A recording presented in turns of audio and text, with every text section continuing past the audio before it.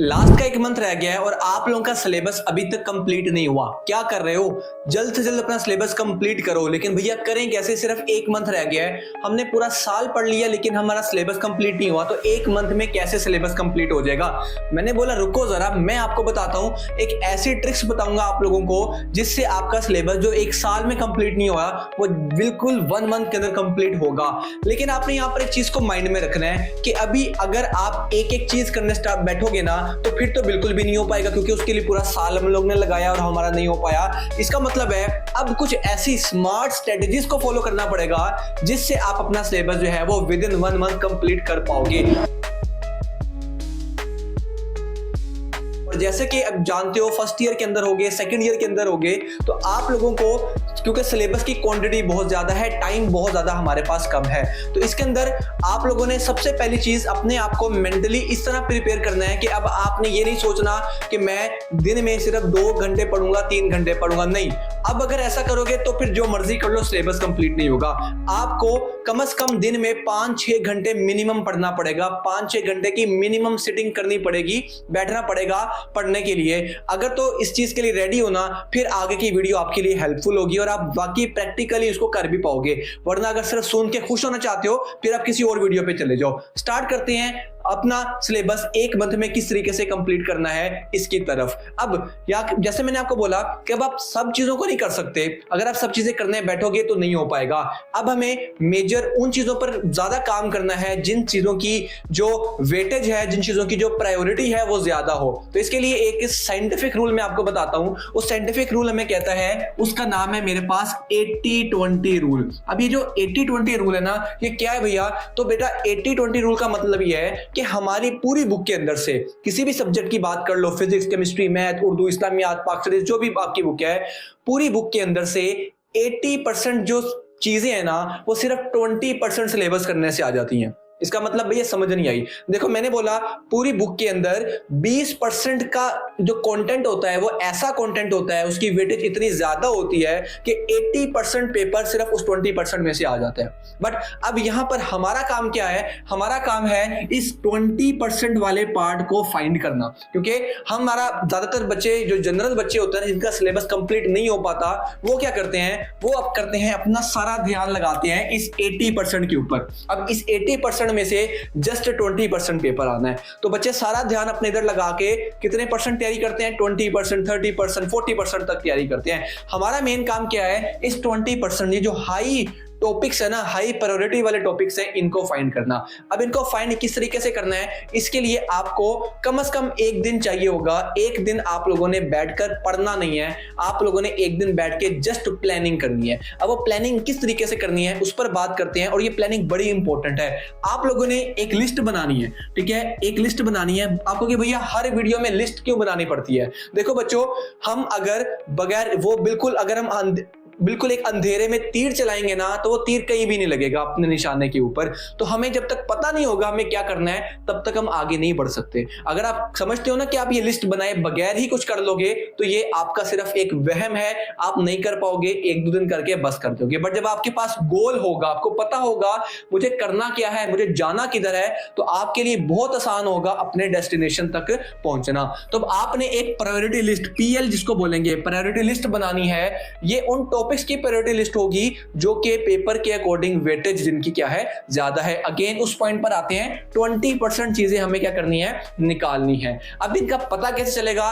3 total methods हैं जिनसे हमें पता चल सकता है कौन से टॉपिक्स एक चैप्टर के अंदर ज्यादा इंपॉर्टेंट है और पूरे बुक के अंदर से कितने टॉपिक्स हमारे जो है इंपॉर्टेंट है। उसमें जो सबसे पहला तरीका है वो है आपके टीचर्स, ठीक है? ये थोड़े कम एफर्ट वाला काम है कि आप अपने टीचर्स के पास जाओ, रिस्पेक्टफुली उनसे बोलो, उनसे कहो टीचर कि मेरे ये अभी मेरी तैयारी इतनी ज्यादा नहीं है, सिर्फ 1 मंथ रह गया है, मैं अच्छा स्कोर करना चाहता हूं, मैं डिटरमिन्ड हूं, मुझे आप बता दीजिए कि कौन से जो चैप्टर्स हैं वो ज्यादा इंपॉर्टेंट है फॉर योर बोर्ड एग्जाम्स। इसमें आपकी एफर्ट कम लगेगी, टीचर आपको प्रॉपर गाइड कर देंगे। अब अगर जो बच्चे टीचर्स को जो अप्रोच नहीं कर सकते उनके लिए सेकंड मेथड है, थोड़ा सा एडवांस मेथड हो जाता है। वो मेथड क्या होता है? वो मेथड होता है पास्ट पेपर्स का। पास्ट पेपर्स में क्या होता है जी? पास्ट पेपर्स के अंदर आप लोगों को थोड़ा एनालाइज करना पड़ेगा किताब सामने खोलकर कि पिछले 5 साल के पेपर्स के अंदर कौन कौन से जो लॉन्ग क्वेश्चंस हैं वो किस किस टॉपिक में से आए हैं, कौन कौन से लॉन्ग क्वेश्चंस किस किस चैप्टर में से आए हैं, कौन सा चैप्टर आपको इस तरह ना, अगर आपकी बुक में टोटल मैं कहता हूं आपकी बुक में जो है वो 10 चैप्टर्स हैं, ठीक है, लेट्स से हाइपोथेटिकल बात करते हैं, 10 चैप्टर में जब आप लॉन्ग क्वेश्चन को देखना स्टार्ट करोगे ना, आपको आइडिया होना शुरू हो जाएगा कि अच्छा इन चैप्टर में से लॉन्ग क्वेश्चन पूछे जा रहे हैं, तो ये चैप्टर वो 10 में से कम होके वो चैप्टर्स मैं कहता हूं 10 आपके टोटल चैप्टर्स थे, आपने जब लॉन्ग देखे तो आपको जो है वो 4 चैप्टर्स मिल गए। तो देखो ये तो पहले ही कितनी बड़ी अचीवमेंट है कि टोटल 10 थे, आपको फौरन पता चल गया कि सिर्फ ये 4 चैप्टर्स ऐसे हैं जिनको कर लूं तो मेरे ये सारे टॉपिक्स खो जाएंगे। अब ऑब्वियसली आप टू द पॉइंट उस टॉपिक पर नहीं जा सकते कि यार यही पेपर में आएगा, इसकी तो कोई गारंटी नहीं है, आप उसके आसपास वो पूरा चैप्टर कंप्लीट करोगे। और ज्यादातर केसेस में क्या होगा, जिन चैप्टर्स के लॉन्ग क्वेश्चंस इंपॉर्टेंट हैं उसके अंदर से आपको शॉर्ट क्वेश्चंस भी देखने को मिलेंगे, आपके उन चैप्टर्स के शॉर्ट क्वेश्चंस भी 100% आपके क्या होंगे, रेडी होंगे। तो इस तरीके से आपने क्या किया यहाँ पे आपका लेट्स से आया चैप्टर नंबर 1, चैप्टर नंबर 1 के अंदर आपकी जो भी उसके टॉपिक्स थे आपने इंपॉर्टेंट लिख लिए, सेम गोज फॉर ये चैप्टर नंबर 2 और इसके जो टॉपिक्स हैं, इसी तरह करके यहाँ पर आप उनके क्या करते जाओगे, ये 20% का जो काम है ना, ये 20% इसको आप लोग उस टॉपिक्स को क्या करते जाओगे, अलग करते जाओगे। इसके बाद नंबर 3 पर एक और मेथड है, उसमें क्या होगा, उसमें आपको इंटरनेट के ऊपर बने बनाए टॉपिक्स मिल जाएंगे, ठीक है, आप जस्ट यहाँ पे लिखोगे इंपॉर्टेंट टॉपिक्स, ठीक है, इंपॉर्टेंट टॉपिक्स जो भी आपके सब्जेक्ट है, ठीक है, तो आपको गेस्ट पेपर्स की सूरत में क्या हो सकता है, आपको वो टॉपिक्स मिल सकते हैं। मैं मैट्रिक तक गेस्ट पेपर्स को जो है वो फॉलो करने का बिल्कुल भी नहीं कहता, लेकिन फर्स्ट ईयर और सेकंड ईयर के अंदर मैं आपको सजेस्ट करूंगा कि आप गेस्ट पेपर्स को देखो, क्योंकि अगेन हमारे पास इतना टाइम नहीं है कि हम सारे टॉपिक्स को तैयार कर सके। हमें किन टॉपिक्स को तैयार करना है, वो टॉपिक्स जिनकी वेटेज क्या है, जिनकी वेटेज ज्यादा है। अब भैया हम लोगों ने ये अपने प्रायोरिटी लिस्ट बना ली, में पता चल गया कौन कौन से चैप्टर ज्यादा इंपॉर्टेंट है। अब आगे आप लोगों ने किस तरीके से इन चैप्टर्स को तैयार करना है, कैसे अपना सिलेबस कंप्लीट करना है, उसके टोटल 3 स्टेप्स हैं, इनको किसी जगह पर नोट डाउन कर लो। सबसे पहला हमारा जो स्टेप होता है वो होता है बर्ड आई व्यू। क्या स्टेप है, बर्ड आई व्यू। भैया समझ नहीं आई क्या होता है, अभी समझाता हूं आपको। सेकंड नंबर पर जो स्टेप होता है वो होता है डीप डाइव, ये डीप डाइव।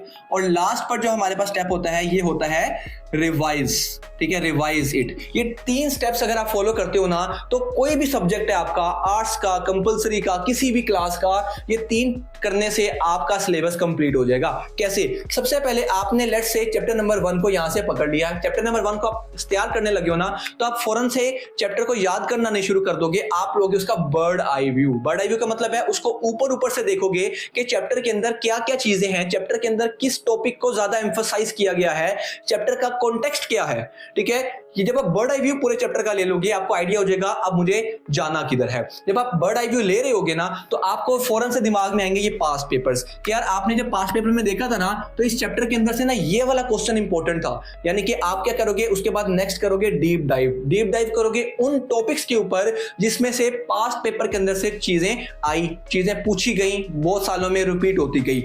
डीप डाइव का मतलब है आप उसको अच्छे तरीके से समझोगे और अच्छे तरीके से उसको याद करोगे। अब यहाँ पे वर्ड टू वर्ड याद करने की बात नहीं कर रहा, क्योंकि सिलेबस इतना ज्यादा है, हर चीज वर्ड टू वर्ड याद नहीं हो सकती। इसके लिए आपको मेंटल कैपेसिटी को थोड़ा बढ़ाना पड़ेगा, आपको जो चीजें हैं ना उनका कॉन्सेप्ट ग्रैब करना पड़ेगा। अब इसके अंदर जो है ना वो 2 चीजें आती हैं, एक होता है थ्योरी करना और एक होता है डेरिवेशंस करना। थ्योरी में आप बोल रहा हूं आपको रटने की जरूरत नहीं है, बट डेरिवेशंस की प्रैक्टिस बहुत सारी करनी है। केमिस्ट्री के अंदर हो रिएक्शंस की बहुत प्रैक्टिस करनी है, मैथ के अंदर हो सवालों की बहुत प्रैक्टिस करनी है, फिजिक्स के अंदर हो तो डेरिवेशंस की बहुत सारी प्रैक्टिस करनी है। थ्योरी वाले पार्ट को हम सिर्फ पढ़ेंगे, उसके अंदर से कॉन्सेप्ट को ग्रैब करेंगे, जो डेफिनेशंस होंगी डेफिनेशंस हम अच्छे तरीके से याद करेंगे, उसको हम रट्टा लगाएंगे। क्योंकि डेफिनेशन और डेरिवेशन अगर हम वर्ड टू वर्ड याद करते हैं, हम थ्योरी वाला पार्ट खुद से भी कर सकते हैं। जब हमने ये डीप डाइव कर लिया, अब बारी आती है उसको बार बार रिवाइज करने की। जब रात को सोने बैठो तो दिन में जो जो टॉपिक्स पढ़े, जो जो चीज किसी भी सब्जेक्ट की काम किया, जो भी टॉपिक आज के दिन में कवर हुए, क्योंकि जब कवर करते जाओगे तो आप साथ साथ टिक लगाते जाओगे ना, ये वाला कर लिया, ये वाला कर लिया।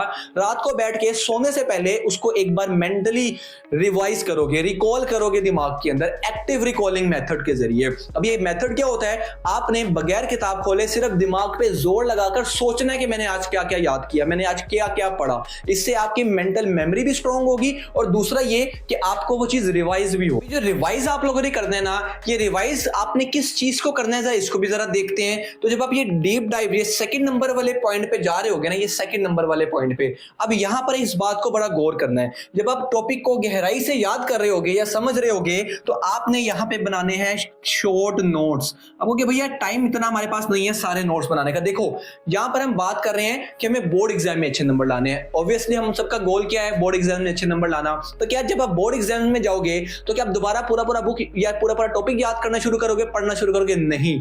आपने यहां पर थोड़ी सी एफर्ट की होगी ना, ये डीप डाइव करते हुए जो नोट्स बनाए होंगे, छोटे छोटे कीवर्ड्स बनाए होंगे, या आप बुक पे हाईलाइट कर सकते हो कोई पॉइंट, या आप अलग से एक पेज पर उस चैप्टर का या उस टॉपिक का इंपॉर्टेंट पॉइंट लिख सकते हो, तो या फॉर्मूलाज लिख सकते हो, या डायग्राम्स बना सकते हो, विजुअली इसको रिप्रेजेंट कर सकते हो। तो आप जब एग्जाम्स के पास जाओगे तो आपको पूरी बुक याद करने की जरूरत नहीं पड़ेगी, जस्ट उन शॉर्ट नोट्स को पढ़ोगे और आपको चीजें सारी रिकॉल हो जाएगी, क्योंकि हम बार बार उसको क्या करते जा रहे थे, रिवाइज करते जा रहे थे। अब अगर आपके माइंड में ये है कि भैया आपने बोला 5-5 6-6 घंटे पढ़ना है, तो वो किस तरीके से पढ़ना है, चलो इस पर जरा बात करते हैं। अब इसके लिए भी हम एक साइंटिफिक टेक्निक यूज करेंगे जिसका नाम है पोमोडोरो टेक्निक। अब वो पोमोडोरो टेक्निक हमें क्या कहती है, वो कहती है कि एक सेशन आपने लगाना है स्टडी का। ये आपने क्या करना है, आपने एक स्टडी सेशन लगाना है 25 मिनट का, ठीक है। एक स्टडी सेशन में कितने मिनट होंगे, 25 मिनट। और उसके बाद आपने क्या करना है, इसके बाद आपने तकरीबन 4 स्टडी सेशंस के बाद आपने एक ब्रेक लेनी है, ठीक है। यानी कि हर स्टडी सेशन के बाद आपने वैसे तो कितने मिनट की ब्रेक लेनी है, 5 मिनट की ब्रेक लेनी है।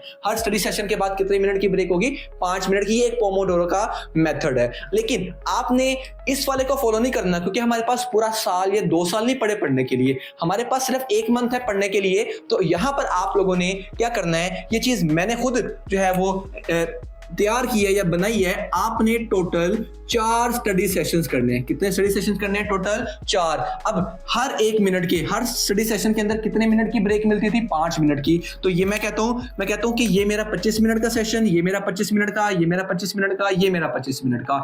इनके टोटल कंबाइन कितने मिनट्स बनते हैं, टोटल हमारे पास 5 10 15 20 मिनट, जो कि आपने 5 मिनट इधर ब्रेक करनी थी, इधर करनी थी, इधर करनी थी, इधर करनी थी। आप यहाँ पे अलग अलग नहीं करोगे, बल्कि एक साथ आप क्या करोगे, 20 मिनट की यहाँ पे ब्रेक कर लोगे, ठीक है। 20 मिनट के अंदर आप क्या करोगे, यहाँ पे अपनी 20 मिनट की क्या करोगे, यहाँ पे अपने लिए ब्रेक लोगे हर 4 सेशन को लगाने के बाद। और आपने यहाँ पे अपने साथ ऑनेस्ट रहना है कि आपने 4 सेशन पूरे करने से पहले नहीं उठना। ये नहीं करना इनके दरमियान में कोई ब्रेक ले रहे हो, या इनके दरमियान में जो है वो डिस्ट्रैक्ट हो रहे हो, मोबाइल यूज कर रहे हो, नहीं। ऐसा करोगे तो फिर कुछ भी नहीं होना आप लोगों का, फिर बैठे रहो, फिर आपका 1 महीने में क्या 1 साल में सिलेबस कंप्लीट नहीं हो सकता। अब आपको ज्यादा एफर्ट करनी है, ज्यादा बाकी बच्चों से काम करना है। ऑब्वियसली आपको क्या करना है, आपका कंपटीशन आपके सारे जो दोस्त हैं, सारे फेलोज हैं, उनके साथ है। अगर वो और आप एक जैसा काम कर रहे हो तो कोई आगे नहीं निकल पाएगा। आपको उनसे एक स्टेप बढ़ना है, एक स्टेप आगे करना है, या मैं कहूंगा 1 घंटा एक्स्ट्रा पढ़ना है। सिंपल सी बात है ये। अच्छा जी, तो ये आपको जो है वो टेक्निक समझ आ गई। इसके बाद जब आप ये 20 मिनट का ब्रेक कर लेते हो, देन दोबारा से 4 सेशन हमारे लगेंगे, ठीक है। फिर हमारी 20 मिनट की ब्रेक होगी। इस तरह करते करते आपने दिन में मिनिमम 5 घंटे मिनिमम, और ज्यादा से ज्यादा आप 10 घंटे तक जा सकते हो। आपको शायद ये इम्पॉसिबल लग रहा होगा, बट ये पहली मर्तबा नहीं है कि बच्चे जो हैं वो फर्स्ट ईयर या सेकंड ईयर का सिलेबस 1 महीने में कंप्लीट करें। आपसे पहले भी बहुत लोगों ने ये काम किया है और आपके बाद भी बहुत लोग आएंगे ये काम करने के। यू आर नॉट अलोन, ठीक है जी। तो ये आप लोगों को जो है वो, अगर आप इस टेक्निक को फॉलो करोगे तो आप अपने बोर्ड एग्जाम के अंदर जाने से पहले पहले अपना सिलेबस कंप्लीट कर पाओगे, और एटलीस्ट उन टॉपिक्स को तो ज्यादा अच्छी तरह कर पाओगे जिनकी वेटेज बोर्ड एग्जाम में ज्यादा है, जिनमें से मार्क्स आपको ज्यादा देखने को मिलने वाले हैं। अगर आपको वीडियो आज की पसंद आई है तो इस वीडियो को अपने एक दोस्त के साथ लाजमी शेयर करना है, जो कि इस टाइम बहुत टेंस होगा और वो टेंशन में आपके साथ बैठ के बातें कर रहा होगा कि यार मेरा सिलेबस कंप्लीट नहीं हो रहा है, मैं कैसे तैयारी स्टार्ट कर दूं। मिलते हैं नेक्स्ट वीडियो के अंदर। अगर अभी तक आप लोगों ने इंस्टाग्राम पर फॉलो नहीं किया है तो लाजमी से कर लीजिए, उसका हैंडल है फिजान तनवीर। इस वीडियो को लाइक लाजमी करना, शेयर करना अपने दोस्तों के साथ, सब्सक्राइब करना। और आपका कोई फ्यूचर में कोई वीडियो चाहते हो, कोई टॉपिक समझ नहीं आता, या कोई भैया मुश्किल बहुत ज्यादा हो रही है, आप कमेंट सेक्शन के अंदर लिखो, I will definitely make a video on it. मेरा नाम फिजान तनवीर है और मैं आप लोगों के बोर्ड एग्जाम के अंदर हाईएस्ट मार्क्स आज तक के दिलवाने में आप लोगों की मदद करने आया हूं। मिलते हैं नेक्स्ट वीडियो के अंदर। अपना बहुत सारा ख्याल रखें। टेक केयर, सी या, अल्लाह हाफिज।